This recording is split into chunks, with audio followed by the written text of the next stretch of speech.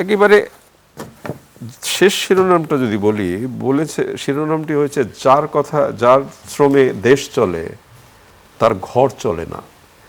এবং একের সাথে আজকের শিরোনাম হয়েছে যে এই শ্রমিকরা যার শ্রমে দেশ চলে ঘাম শুকিয়ে দাম পায় না, উন্নয়নের আলোরে শ্রমিক বঞ্চনা। তো এই শিরোনামগুলো কিন্তু আমরা প্রতি বছর দেখে আসি, এই দিনে আলোচনা হয়, কিন্তু স্বস্তিটা হবে কবে? গুণগত পরিবর্তনটাই আমরা চাই। আসলে আমরা কিন্তু এতকাল ধরে শুনে আসছি যে বৈষম্য দূর হবে, মজুরি বৈষম্যটা দূর হবে, শ্রমিককে আমরা তার যথাযথ সম্মানটা দিতে পারবো, স্বীকৃতিটা 200-র বেশি সার্ভিস ও ফিচারে লেনদেনের সব বিকাশ অ্যাপে সম্ভব দিতে পারবো, কিন্তু সেটা আমাদের কথা এবং কাজের মধ্যে আমাদের মিল ছিল না। আসলে মানে জনবান্ধব সরকার তো আমরা সেইভাবে পাই নাই, গণতান্ত্রিক সংস্কৃতিটা বিকশিত হয়নি, ফলে ক্ষমতা কুক্ষিগত করে রাখাটাই ছিল প্রধান লক্ষ্য।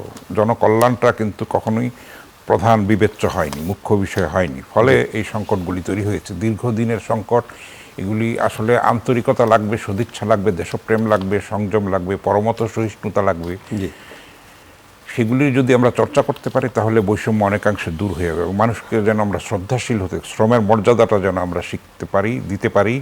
কারণ আমাদের দেশে একটা সাধারণ ধারণা আছে যে শিক্ষিত হলেই কিন্তু কায়িক শ্রমের প্রতি আমাদের একটা অনীহা তৈরি হয়। আপনি দেখবেন যে ধান কাটার শ্রমিক পাওয়া যাচ্ছে না, এত টাকা দিয়েও কিন্তু আপনার সংকট একটা তৈরি হয়, ধান ক্ষেতের মধ্যে পৌঁছে যাচ্ছে। মানে হ্যাঁ, এবং তারপরে নানান সময় বন্যা হয়, ফ্লাশ ফ্লাড হয়, দ্রুত কাটতে হয়, এটা একটা বিরাট সংকট। এগুলি একটা দীর্ঘমেয়াদী সমন্বিত বাস্তবোচিত একটা পরিকল্পনা দরকার।